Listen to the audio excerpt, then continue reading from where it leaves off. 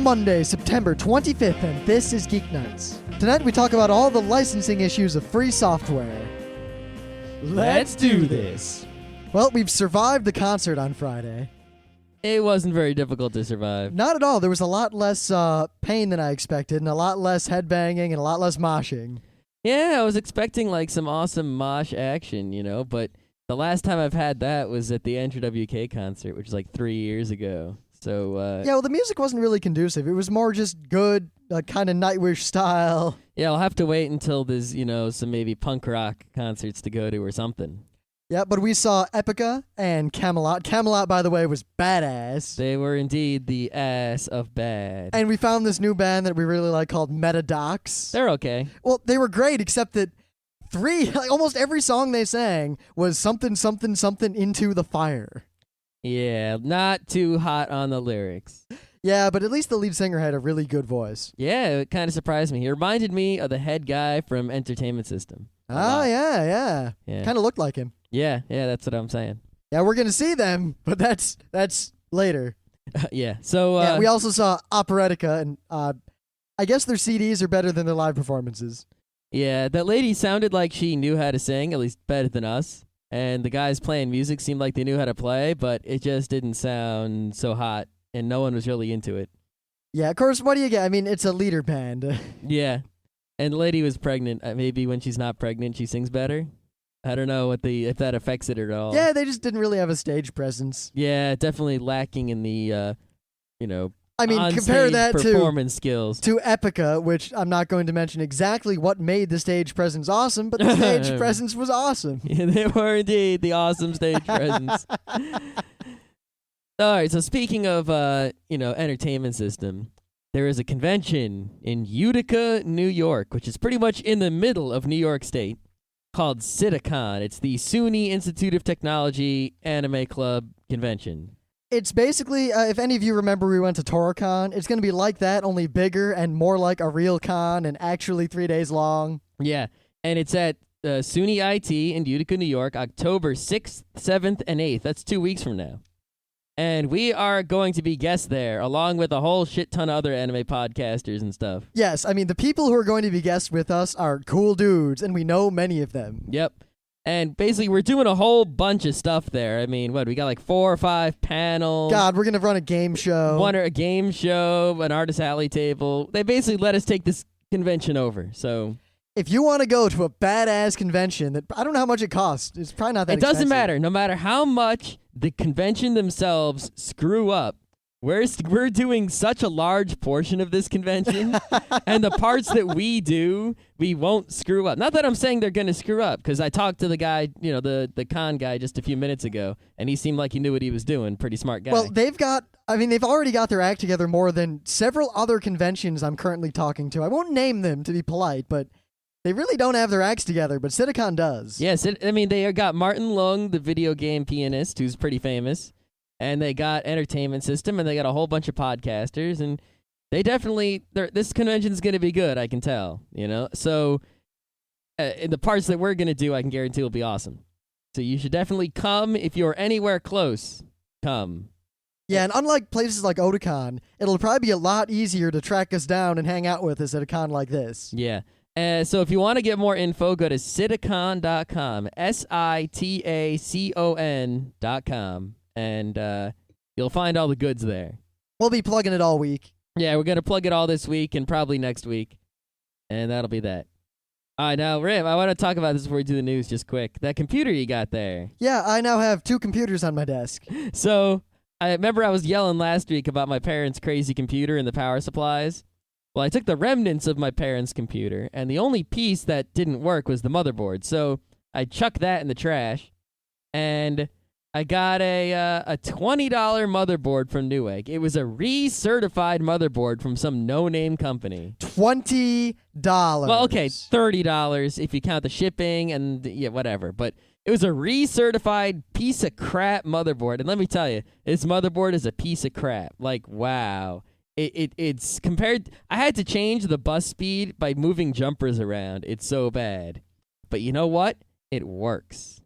Yeah, it only has one drawback, other than the fact that it's really, really cheap.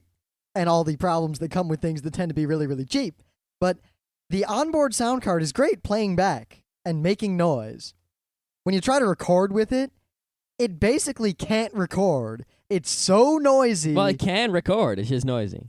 Now, you haven't heard. I'll record something for you and play it back. It sounds like the days before sound cards. All right. Anyway, the point is that if you want a motherboard that works perfectly in Linux, the sound card, the video card, every part of this motherboard, the network card, works in Linux perfectly with no problems, and it's $20. Now, I wouldn't recommend it for everyday use. Anything. Yeah, because it's not, it is a $20 motherboard. It lacks a lot of the niceties of the $100 motherboards we're used to from Abit and Asus and all those other companies.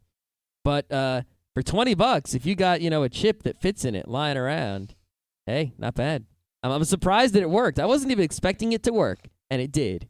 That's amazing. Yep, and also, I'd like to say, we were bitching a lot about the Mac Mini we've got, but now that I've got this thing sitting here, and while it was less money than the Mac, and it is a lot faster than the Mac, it's about 10 times bigger and 4 times louder.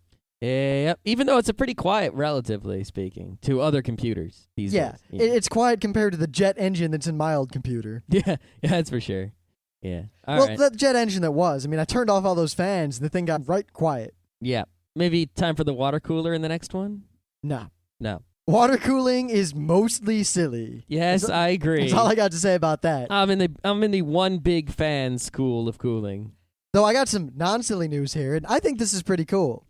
Now, I'm sure all of you who are hip to the internet have seen this. This has been bannered about in the news for a long time, and it has finally come. They finally exist. You can finally get your hypoallergenic cats. Great. Just what I want. Yeah, they have genetically engineered cats that produce very little of the protein that causes the vast majority of cat allergy. I'm not allergic to cats. I don't want cats, so I don't care. See, I like cats. I'd rather have a dog. I really like dogs. Cats, I like kittens. Most cats I don't like, but I've met some really nice cats in my day. But I don't know if I'm allergic to cats. I have a feeling I could become allergic to cats. If I ever wanted a cat. Well, theoretically, anyone could become allergic to cats. Well, no, I think that I have a predisposition toward becoming allergic to a cat. I think you might, since you are allergic to many other things. The thing is, I'm really not allergic to many animals. I'm allergic mostly to molds. Yeah, but what if the cats get moldy? If the cat gets moldy, you probably forgot to feed it. Maybe you'd be allergic to, the cat littery type stuff, because a mold could get in there or something. Possibly. Yeah. I'm allergic to damn weird things. I'm not allergic to dogs, despite the fact that I grew up with dogs or rats or anything. Allergic to birds and horses. Yeah. I thought you said you weren't allergic to many animals. Birds and horses, that's it. Oh, okay.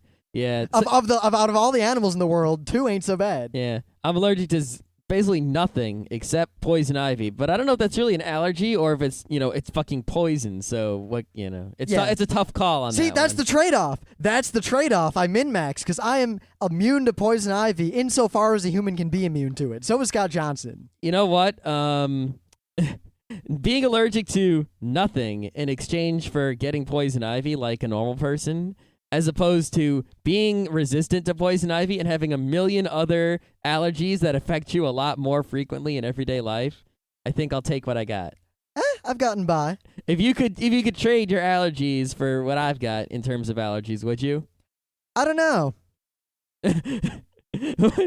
I don't think it's such a hard decision, but... Well, considering that not a few weeks ago, I ended up running through a patch of poison ivy without realizing it. If I'm wearing pants, I'm all good. I was wearing shorts. Plus, if you're wearing pants, you realize it gets all over your pants, and then you just don't touch them. But you probably don't notice, and then that's the thing is that if I'm, you notice. I look around for it when I'm in woods. Well, you don't go into woods, so it doesn't matter. That's another thing. Anyway, now here's something I found interesting. A lot of people were talking about how the anti-genetic engineering groups, basically the nut jobs. Yep. Are all okay with these cats for the most part because they didn't do it in the lab so much as they did it through selective breeding, which is effectively the same thing as genetic engineering. It just takes longer and it's not as accurate. So why...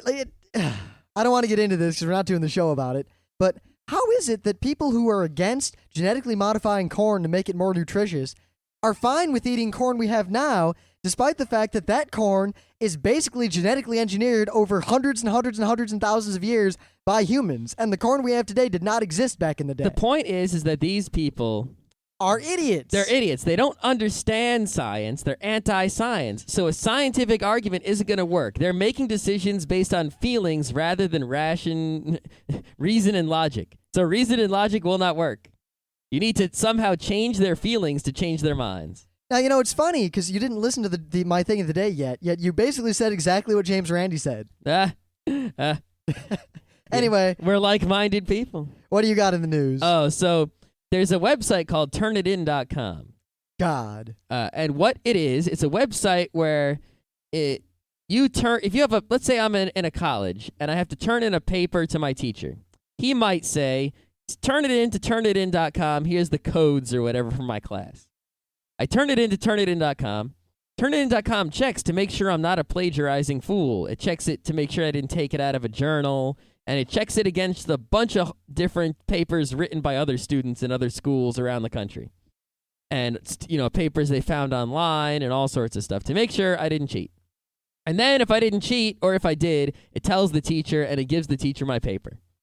Now, a bunch of students are mad because, first of all, you're basically insulting everyone by saying, you're all cheaters, But it's not just that. The point is, Turnitin.com takes your papers and stores them and then uses them for its commercial purposes. This is a for-profit company that takes your paper that you wrote and then uses it to make money by checking to make sure no one else copied it. Now, this would be pretty much fine, except for the fact that this blatantly violates all sorts of copyright law. Yeah, I think it's just ironic how trying to enforce the copyright law of plagiarism, they infringe upon copyright law of I own my paper, you can't use it for your business. Not only that, but I ran into a situation once where I actually turned in the same paper to two different professors, and I realized that one of the professors used Turnitin and the other one didn't. I realized if the other professor had used Turnitin.com, it would have just said that I cheated.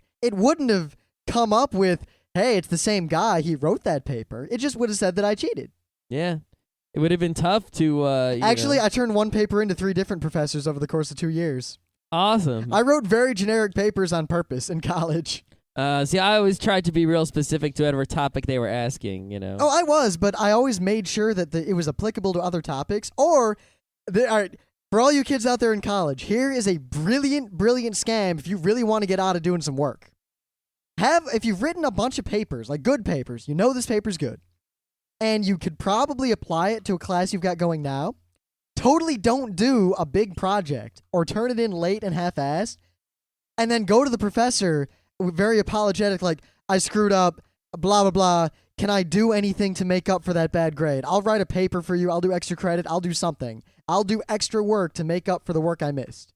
And then they'll probably suggest something and work with them and try to get it to where they suggest that you write an extra paper for them.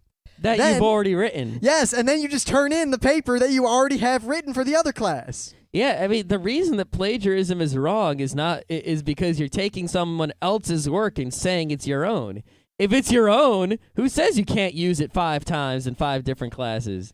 If I get 2 computer programming classes and one guy says, write a bubble sort, and the other guy says, write a bubble sort, I'm going to give them both the same bubble sort. Why should I do it twice?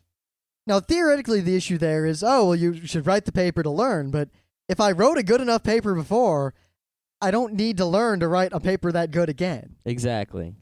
All right, so I think that covers the newses. Now, well, also, I saw a lot of people's solution to this was to put a copyright notice prohibiting all of these things in their paper and then suing Turnitin.com. Yeah, I don't know if anyone actually did that or not. Oh, no, this was just people like me saying, hey, do this stuff. Yeah. So I urge all of our listeners, if you ever run afoul of Turnitin.com, put all sorts of copyright notices in your paper. And argue license with your paper with like a Creative Commons license. Yeah. We'll talk about that in a minute. No, protect it with anti-circumvention measures. Then put DRM on your paper. Then sue them under the DMCA.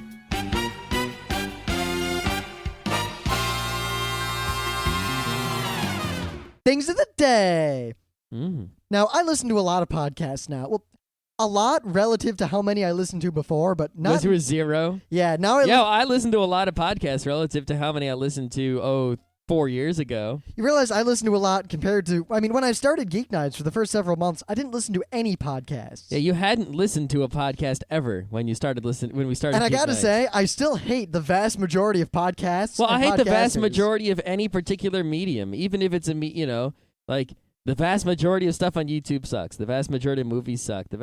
Any medium, most of it sucks. Oh, yeah, but I've had such bad luck finding good podcasts. Yeah. In fact, most of the podcasts I like are because I know the people who do them personally. When I started listening to podcasts, I subscribed to a whole mess of them, and then I basically, most of them I don't listen to anymore. There are very few that I've continued to listen to for a long period of time, and I'm deleting and adding new podcasts, all the time. Well, there are 2 podcasts that deal with skepticism that our listeners had both recommended to me, or they had recommended both to me. Skepticality and A Skeptic's Guide to the Universe. I never actually listened to Skeptic's Guide to the Universe, but I listened to Skepticality back in the day, and it was okay, but I didn't keep it around. I like one of the 2 a lot more than the other. I'm not going to bother talking about them. I could do a show on what podcasts I like later, but Skepticality, the one I like, recently, their most recent episode, my thing of the day, they had an interview by Dr. Michael Shermer with the amazing James Randi on The Amazing Meeting and The Amazing Voyage. Yeah, they had James Randi on the show 3 or 4 times. Yeah, but this particular interview is really, really good. If you want to hear James Randi being James Randi, this is probably the most succinct version of that ever. Yeah, he tends to be a guy who will say the same things in many interviews. So if you want, you got to listen to this one really big interview to get him to say everything he has to say, and then you just read his newsletter every week. He's a little more off the cuff on this one too. He talks a lot about how angry he gets. He does. Yeah, he's an angry little man. Yeah. But yeah, he's very amusing. Yeah, I love James Randi. I have nothing but the utmost of respect for this man, and this interview is just really good. Yep, it's cool. All right, so my thing of the day here is this cool video on YouTube. What they did is they took a camera and they followed some skaters around, skateboarding kids. And they did all kinds of skateboarding tricks. And then they took this video to the editing shop or wherever, where they have their fancy softwares and their powerful computers and all that other jazz. And they erased all the skateboards. Very well, mind you. Yeah, it looks like someone literally, frame by frame, photoshopped out every skateboard. I'm sure they use some sort of technology of tracking and I think they eliminating. might have painted the skateboards green or something like that, to just erase them. But who knows? I don't know how they did it. I don't know about that shit. And of course, we didn't do any research. Yeah, but this video is wicked cool because you have these kids basically floating 6 inches off the ground. I don't know, how high is a skateboard? Not 6 inches. God, have you ever been on a skateboard? I don't know, 4 inches off the ground.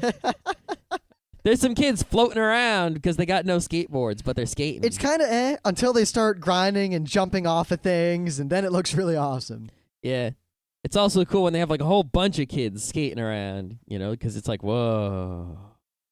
Anyway, definitely worth watching if you haven't seen it. It's only a minute and then 2 minutes long, so whatever. Yeah, not terribly exciting things today, but what do you want? Yeah, it's What do you Monday. want? It's Monday. What do you want? It's Monday. We were at a power metal concert, followed by a weekend of gaming. Yeah, leave me alone. That's the thing that I got for you. Tomorrow I'll give you something better. The ultimate something of ultimate something No. that one of our listeners sent us. Probably the worst thing I've ever seen on the internet. Yeah, I'm going to... Yeah, tomorrow I'll Anyway. talk about some gaming thing because the Tokyo Game Show I don't know, is it going on? Did it end? I don't know. So today, we decided at about 2 o'clock in the afternoon, maybe 1 o'clock, what the topic of the show would be, suddenly and out of the blue, because we both independently had run afoul of the topic at hand in a negative way. Now, I was at work, and there's this program called PDF Creator that you can install it in Windows. It will give you a printer device that you can print to, which will then make PDF files out of anything that can print. Yeah, so basically your computer thinks there's a printer. So any program can print out of a printer that, is a program that's able to print. Yep, all the program does is take the postscript that your printing program makes. Good thing we have a pop filter here. Yep. And it turns that into a PDF. Instead of sending it, to a piece of paper with ink. All right, now, really great, open source, and my company comes to me and they want me to install this in all these computers. And I think, great, finally, they're using some open source. I can use this as leverage for blah, blah, blah, blah, blah, blah, blah. So I get ready to install it. And first off, I assume that they don't know anything about open source software. So I look at the license and I see, oh, it's GPL. Whatever, I can do this. Then I see that there is a version that contains Ghostscript, the GPL version, and another version that contains Ghostscript, the AFPL version, which I had never heard of. I also only barely heard of it. Now, all of the internet recommended that you use the AFPL version. So, being a studious person, I decided to look up what the AFPL was. It is actually the Aladdin Free Public License. To skip all the details until later in this talk, I discovered that this license effectively prohibited me from in any way using this software in any way that could ever be valuable ever. Nah. It basically made it to where I could not legally install this software on any computer at this place, at this hospital. Though it would have been legal if they had downloaded it themselves without any input from me and then installed it. Wow. This license is just terrible, and I hate these people. All right, so to get to the topic of the show, what we're going to talk about today are all the different free software and other copyright licenses. You see, when you install some software, you know how it says, "Do you agree?" That is the license of the software. Yeah, you know all those words before it asks you to agree? You're signing a legal document. Well, maybe. It's essentially... It's never been fully tested in court, but that's... We're not going to talk about that. That's a whole other show. Yes. The point is... Well, GPL was just tested in court in Germany. Oh, yeah. Anyway. EULAs haven't been. Yes, the point is that there is a contract which you agree to when you use pretty much any piece of software as to how you can use that software legally and how you cannot use that software. And there, in open source software, there are this set of licenses You've probably that are heard. that are considered open source. You've probably heard of the GPL, the LGPL, the BSD, The MIT. Creative Commons. You've Creative probably heard- Commons isn't really used for software, but we'll talk about it anyway. It's in the same family of things. Yeah. And then those are approved open source licenses. The license on, say, Microsoft Word is not an open source license because it does not allow you to do certain things with the software that open source licenses do allow you to do with the software. Yeah, I mean, from a high level, the way it works is that by default, if you create something, it is copyrighted no matter what. In the United States. Yeah, in the United States. We can't talk about other nations' copyright laws for obvious reasons. And we're going to talk in very general terms. Though there are international copyright laws, but we're not going to get into that because you don't care. Believe me, you don't care. You don't care. You don't care at all. And that's not we're talking about open source licenses, not about copyright law But in by general. default, if I create something that is copyrightable, it is automatically copyrighted the moment I put my pen to the paper. Yeah, if I paint a painting, it's copyrighted. If I write a program, copyrighted. And automatically I reserve every single right I am allowed to reserve under that copyright. Meaning, no one else has any right to do anything regarding whatever you just made, ever. So, how do you make open source software? Well, you're going to have to specifically give up a bunch of rights that you get by default. And thus, you need an open source license to do so. Yep, because before the open source licenses were written, your only options were really to either do it half-assedly, meaning that all the people using your software were technically using it illegally, but you wouldn't sue them, which is a bad situation. Mm-hmm. Or you could put it in the public domain, which is basically you not only give up any rights you had over what you created, but you give up the right to say that you made it. Yeah. Let's talk about public domain first. Public domain essentially means that no one owns it, and yet everyone owns it. The public owns it. It is in the public's domain to do with what they will with unlimited use forever and ever. Now, if you want to release something into the public domain, you are free to do so. You can go to creativecommons.org and this little helper thing that will allow you to officially and legally release a work into the public domain, which means anyone, anywhere can do anything they want with that work at all.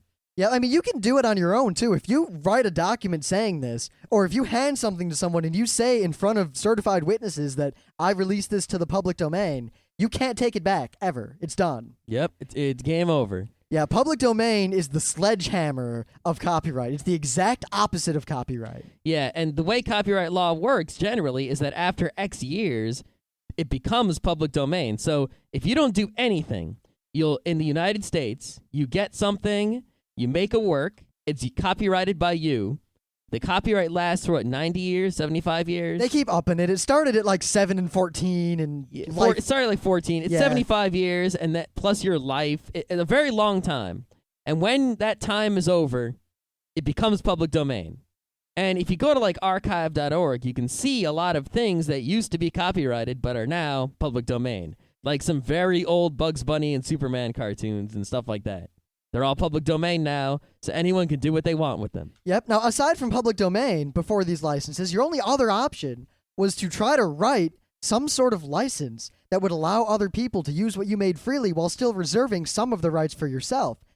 But without a lawyer, it is almost impossible to write a legally binding contract that would hold up in court. So this was out of the reach of most people.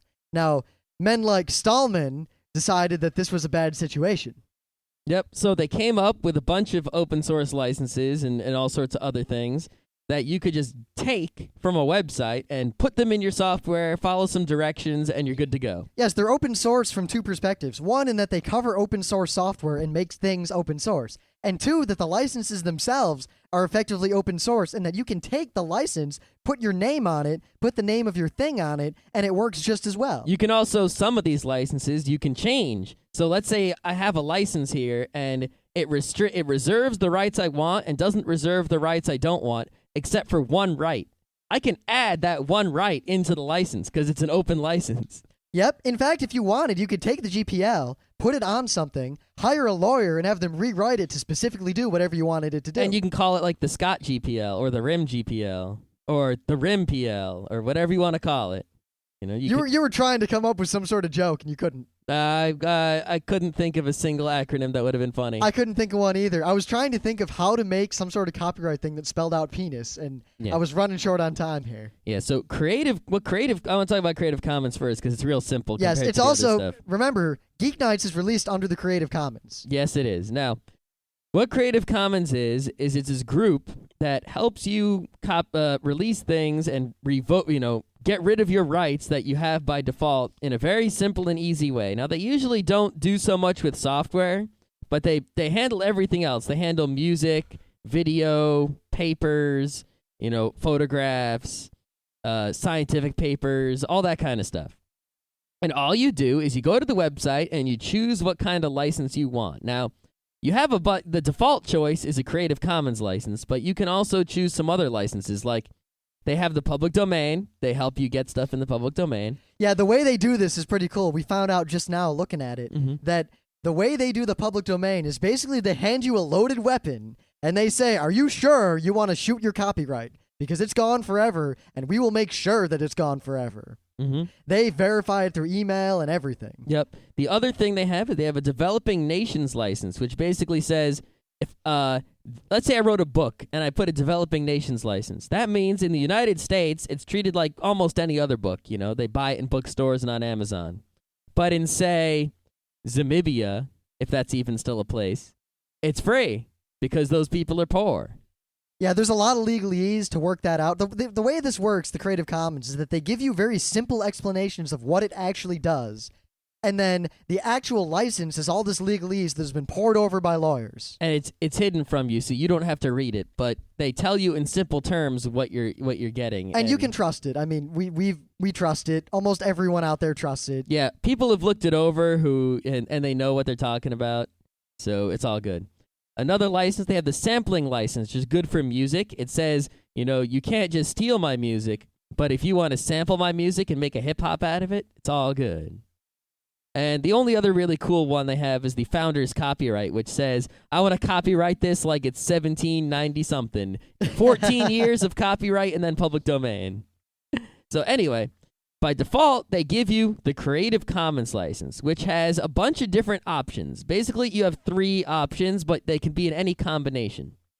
The first option isn't really an option because you have to choose it. It's attribution. You always get attribution. All that means is anyone who uses what you made has to say that you did it. You are still the author, and you can claim that. Yep.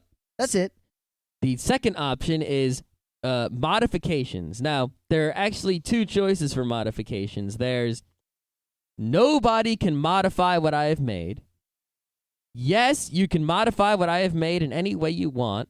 And yes, you can modify what I've made as long as you also take your modification and put it under the same Creative Commons license that you are using this in. This is also known as share and share alike, and it's kind of a viral property of the Creative Commons. So let's say I make a podcast called Geeknights, and someone decides they want to remix the podcast. That's all good. That's cool. But they do have to say that Rim and Scott made the podcast, attribution, and they do have to give out that newly modified podcast for free with the same exact Creative Commons license. They have to share it as well. They can't modify it and then, copyright that modification and not give up any of the rights to it. You know what? Totally out of the blue, and we're not going to talk about this on the show, but I just realized, let me read the email that Mach&I Supremacy sent us giving us permission to use their music. All right. Because Geeknights is out under the Creative Commons, and theoretically we could virally implant some Mach&I Supremacy music with the Creative Commons by putting it in Geeknights. But any of their music that we would give most of their music is downloaded for free on the internet. I mean, these guys have bootlegs from their concert on their website. Oh, I know. They don't care. I know they don't care, but that's the kind of thing that people like Microsoft are really afraid of, especially with the GPL. In fact, Microsoft called the GPL a form of cancer at one point. Yeah. I don't remember if it was Bill Gates or Ballmer, but one of them said that. We'll talk about the GPL next. And the final thing in Creative Commons license is commercial uses, yes or no. If you say yes, that means someone could take an episode of Geeknights and sell it, for money on like a website. Or they could, put it on their radio network that has advertisements. If you say no commercial uses, that means that they can't use your work if it makes them money in any way, shape, or form. And you pick those options, and you get a Creative Commons license for your works. Now, in terms of, say, Geeknights, or anything really that you make, you can always, at any time, make the license less restrictive on anything you've made. So if we released most of Geeknights with the non-commercial license, and then today we decide, all right, we want to allow commercial, we can apply the new license, the less restrictive one, to all of the old Geeknights. Yep. Because all it does is it's the same license, plus we gave up one more right. Yep. But you can't put more restriction on something you've already put out. Well, you could, and people could choose to use that newer, more restrictive license, but they're not obligated to do so. Yeah, so if I release Geeknights episode blah under the most open Creative Commons, then I re-release it identical under a super restrictive one, anyone who wants can just say they're using the old license because it was released under that. Yeah, as long as they can prove that and all that jazz, but whatever. Yeah. So you can always, with copyright, you get all the rights by default, and you can only give more of them away. You can never take them back. That's why public domain is such a big thing. It's like you give it up, it's gone. Can't get it back. All right. Now, the GPL is probably the most famous of these. Yes. And it is Linux and all of those things are covered under, GPLs and BSD licenses. Yeah, GPL is the GNU public license made by Richard Stallman. Yeah, GNU and General Public License. Yeah, and the Free Software Foundation and all that good stuff. These are now we're going to actually talk about the licenses that apply specifically to open source software. Creative Commons isn't really open source software. It's just a license in general that's really easy to understand, the concept of a license. But the GPL this is for open source software. And the GPL in particular is basically the open source software license. Now, you might have heard a term that's bandied around a lot, copyleft. That is what the GPL is. That is what it is. Copyleft as opposed to copyright. All right, now, the way the GPL works is, let's say I write a program, and I put the GPL on it. That says a few things. The first thing it says is, this is copyright Scott Rubin. You're not giving up the copyright. You're saying it's copyright by you. The second thing is you're saying, you can run this program that I have written for any purpose. You can run it to do this, you can run it to do that. So let's say, you write a program that has many possible uses. I mean, OpenOffice doesn't really have too many uses, but grep has a lot of uses and can be used for many things. So one guy might want to use it to do a hacking tool, and someone might want to use it for a military thing. That's all good. The second thing is you give up the right to study how the program works and modify it. And you have to give up the source code. So whereas Microsoft Windows, they don't give you the source code. They just give you the program. With the GPL, that means you're going to give up the source code. You're going to allow people to study that source code and also change it. The third thing you allow people to do is to redistribute copies of your program. So, if I write a program and I give the source code to Rim, or I give a copy of the program to Rim, he can give it to someone else if it's got a GPL on it. And the fourth thing you allow people to do is to improve the program and release improvements to the public. So Rim can take the source code of the program I wrote, modify it, and then release that source code to someone else. Yep. Now here's what I can't do, and these are the important parts. Say I take someone's GPL software and rewrite it. If I rewrite it, I don't even have to just give the source code back out if I just keep it for myself. But the moment I try to redistribute the program that I've made with that other code, I have to give up the source code from my additions in addition. If I don't, I'm violating the GPL. Yes, this is where you get problems like there was a lawsuit against Linksys because Linksys modified Linux. They put Linux in their Linksys routers, and then they didn't give up the source code to that was in the Linux router. Now, the bastards, the lawsuit was actually complicated because they argued such things as the value of the software is 0 because it was given away free. Therefore, your GPL is crap. And yeah, whatever. Yeah, the GPL won in the end. Yeah. The point is, TiVo it has a similar thing, but I think you can get the TiVo software, is if you take a GPL program, modify it, and use it, you have to let everyone see your modifications. You can't keep them hidden. That way, if someone solves a bug in my program, let's say some company wants to use my program and they fix a bug in it, they have to let everyone know the bug fix. They can't hide that from us. Unless they modify the program to fix the bug and only use it internally to their own company. Yeah, if they distribute it at all, then they have to do it. If you don't distribute it, the reason they don't say you have to do it if you don't distribute it is because there's no way to know they did it if they don't distribute it. So it's kind of pointless. Yeah. Well, plus they're really, it's a lot of a philosophical argument here that the people who made the GPL really want free software to take over.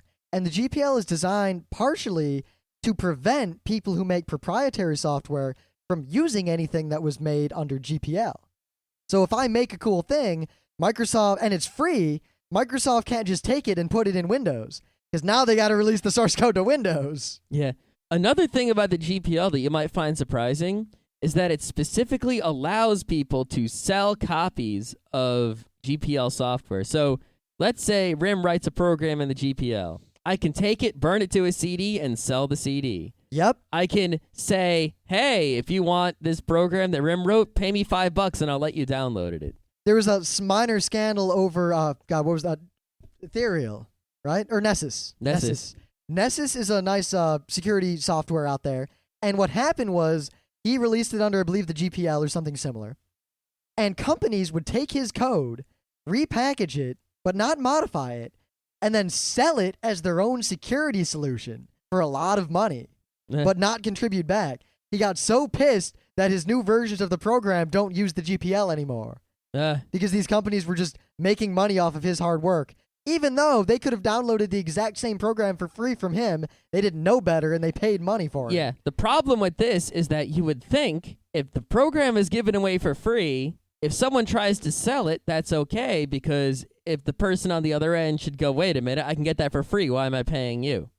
But if people need to sell it, let's say you're selling a Linksys router, you're also selling a copy of the software that's in, the copy of Linux that's in the router. That's why you allow selling. Is because if you didn't allow selling, Linksys couldn't sell a router with Linux in it because they have to also sell that copy of Linux.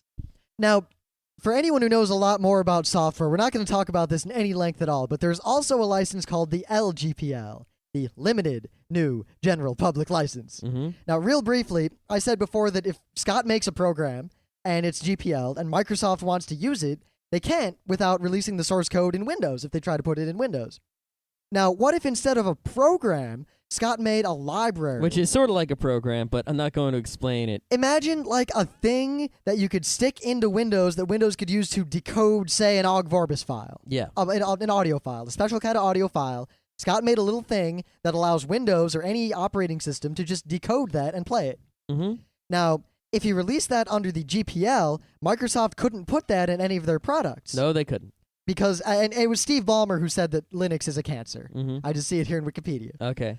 But the LGPL allows very specifically libraries to be linked without forcing the viral nature of the GPL onto something. So the LGPL allows you to make a library that can be used by commercial software without breaking their proprietary license. Right, so if I want to write a piece of software that plays all kinds of music, but, I don't want to actually write the decoders that have to decode all the different types of music, what I can do is I can go and collect decoding libraries that are open source, not modify them in any way, and use them in a program that allows people to play all kinds of audio files. And all I do is, in my source code of my program, I say, if this kind of audio file comes up, use that open source code over there to decode it. And I can sell this program that contains all these separate libraries, and I can license it with a non-GPL license as long as all those libraries have an LGPL license. If they had a GPL license, I couldn't do it. Now, the reason behind this, and this is really important to the philosophy, because there are a lot of people who are rabidly against the LGPL, but there are also a lot of people who see the value of the LGPL. Because if you make something, like say you make something better than Adobe Acrobat and PDF, something great, you want people to use it.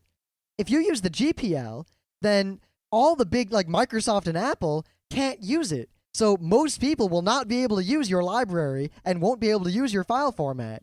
And it'll just be a pain in the ass, and you'll basically prevent what you made from ever being adopted. By using the LGPL, your thing could be used in Microsoft and Apple, and thus gain much more acceptance from actual users. Yeah, it'd become very easy for just about any, if you develop a new protocol or a new file format, and you write a library to handle that protocol or format, if it's only open source, then only GPL, only people who are going to use it are people writing GPL software, and no one will care about your format or your protocol or whatever you've written a library for. But if you LGPL it, then people might care and use it all over the place, and it might become cool. Now, the other non-GPL open source licenses, there are many of them, but two of them that are very similar are the MIT and BSD licenses. They come from MIT and Berkeley. Now, the BSD style licenses, they're generally all lumped under BSD style licenses. Yeah. And there are a lot of variations. They're actually less restrictive than the GPL. They are basically almost public domain, but not quite. They are the other side of the free debate. I mean, the GNU people, I probably anger a lot of people, but they're really kind of fanatical about free software. Like, I mean, the BSD people are more, we make free software because we want to. We want you to use our free software for a better world. Yep. The GNU people say the same thing, but they also say you shouldn't be able to make non-free software. Yeah, they're kind of crazy. Now, I mean, they have valid points, but a lot of times they end up being counterproductive in the sense that they end up restricting your freedom in order to protect your freedom. Yeah. Yeah. But anyway, a BSD license basically says, this is super free. It's copyrighted by me. If you redistribute this software, if you give it to someone else... You could have kept rhyming. You were all set for some poetry. Was I? Yeah. Anyway, if you redistribute the software, you can't change the license. So it has to also be a BSD license. So it's also viral, like the GPL, but it's like it's a benign virus. It doesn't do anything to you. It just sits there. Yep. This has allowed a lot of BSD licensed software to be very widely used and distributed. And it also says that if you can redistribute this software in binary form, but you have to include this copyright notice and et cetera, et cetera. Yep, a little different from the GPL, which really also requires you to include the source code. Yeah. Now, that's basically it. So if Microsoft wanted, if you wrote a program with the BSD license, Microsoft could come, take your code, put it in Windows, and no one would ever know. But they'd have to credit you at some point for saying that this is your code and by including the license you provided. So they couldn't just take it secretly and stick it in without telling anyone and doing anything. Yeah, that's basically it. Yep. They couldn't use the GPL. They could use the DLGPL, depending on how they used it. Mm-hmm. And really, it just comes down to you probably don't care about the specifics of the licenses, but now at least when you hear all these words like blah, blah, blah, LGPL, BSD, blah, blah, blah, you at least know what the issue is. It's just a matter of how many rights that you were given under copyright law do you want to give up? Just is an anecdote to explain, how this affects you. In Ubuntu or Debian Linux, this is what we were talking about earlier, you'll notice that Firefox, the program, does not have the Firefox icon or, with the fiery fox around the globe. It just has a globe and no fiery fox. The reason for that is because Debian and Ubuntu, basically Debian mostly, which Ubuntu is based on, they refuse to use non-free stuff. Anything that's not free, 100%, they won't use it. And while you can distribute the Firefox logo wherever you want, it is not totally free. It is not. It is a trademark of the Mozilla Corporation, and it is not super free. And, basically what happens is the Firefox that you get with Ubuntu or Debian is... Well, you got to keep saying that? Yes. You're kind of throwing me off track. Don't say Ubuntu. Whatever. Is not exactly the same as the one that Mozilla distributes. It is modified, from the original source, which is okay in the Mozilla license. However, Firefox says, Mozilla says, you shouldn't call it Firefox if you've modified it because it's no longer Firefox. It's now something else. You can't do that. So they said, hey, Debian Ubuntu people. Yeah. You should either, your choices are, don't modify Firefox and use the icon, or don't use the icon and don't call it Firefox. Now, this illustrates one of the biggest, longest running, and contended issues in the Linux world. Mm-hmm. The fact that a lot of the people who work on Linux are so pro-free software that they basically shoot themselves in the foot by not allowing very important things that need to be in Linux for normal people to use Linux to be there, and you have to go out of your way to get these things. Things like NVIDIA drivers, MP3 players. Well, here's the thing with NVIDIA drivers, right, is that the NVIDIA driver itself existing is okay, but because it's not free, it's closed source, you're not allowed... NVIDIA... It's free as in beer, but not free as in speech. Right. You are not allowed to distribute the NVIDIA driver. If I, made a Linux distribution that included the NVIDIA driver in it on the CD or whatever, NVIDIA would come after me. You're not allowed to do that. But the other thing is that the NVIDIA driver is a closed source driver. And it's a closed source kernel module. And by linking it into the GPL open source kernel, you are in some way... tainting the kernel. It'll even say tainting the kernel when you do it. And the super Debian open source fanatics don't like that. However, without doing that, you have pretty much no other choice to have a working NVIDIA card that uses your hardware properly. And I really have no problem with it at all, using an NVIDIA driver like that. Yeah, there's a lot of Java has issues with this. Video and MP3 codec things have issues with this. And these people are to the point where not only will they not, some things they could include and they choose not to. They won't even make it easy to install these things, and they just put little barriers in your way. Yeah, it's like, I have no problem if you don't include Sun Java with the distribution, because it's not legal. Sun won't let you. Actually, they're changing their mind on that, but they won't let you. It's against the law. That's fine. But there's no law that says you can't have a button that says install Sun Java, click this button, and then it takes you to the Sun website and does it for you. Yep. There's no law that says you can't have a thing to click on that will go and install the NVIDIA driver. Or even have all the hooks ready so the NVIDIA driver is much more easily installed. Yeah. There's no law that says you can't do that. You could include the MP3 decoding stuff, lame and all that other goody stuff, with the distribution. You could put it right in your distribution legally. You could put the Firefox icon and Firefox in your distribution legally. There's no reason you can't, except because these people have a stick up their ass. And they just make Linux crappier than it has to be. If you decided to make a Linux distribution that didn't have and you didn't have a stick up your butt, your Linux would be like a zillion times better, because not only would it be as awesome as Ubuntu is,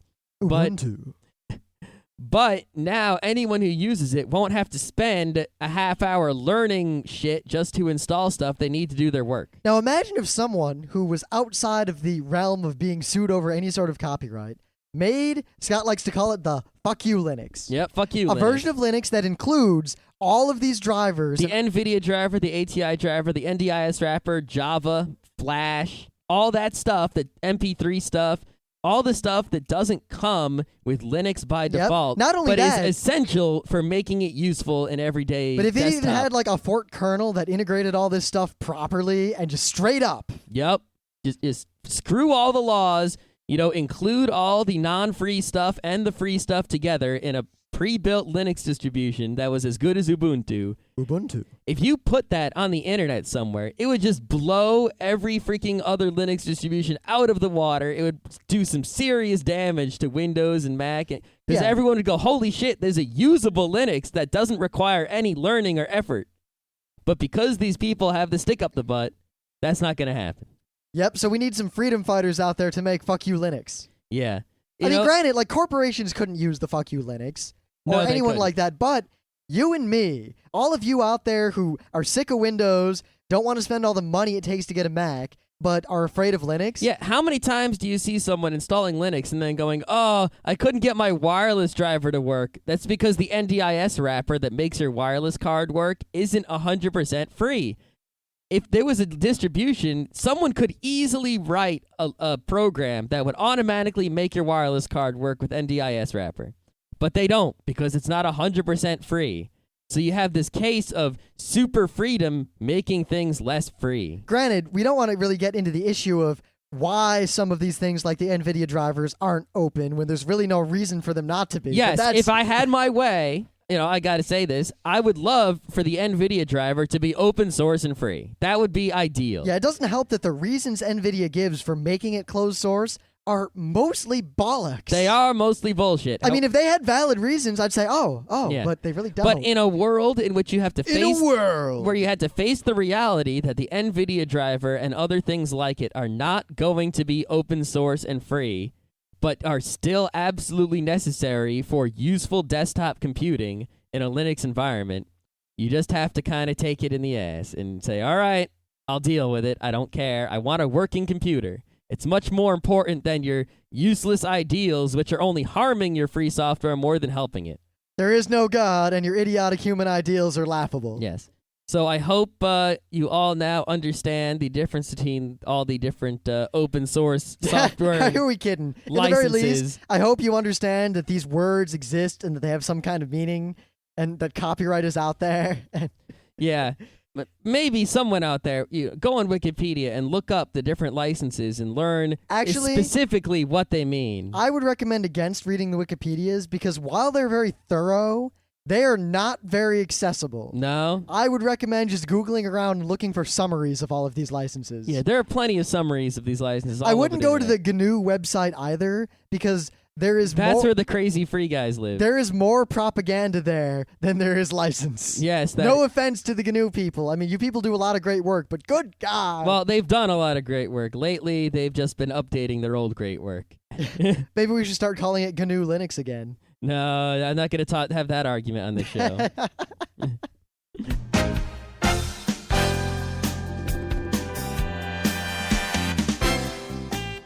And that was Geeknights with Rim and Scott. Special thanks to DJ Pretzel for our opening theme.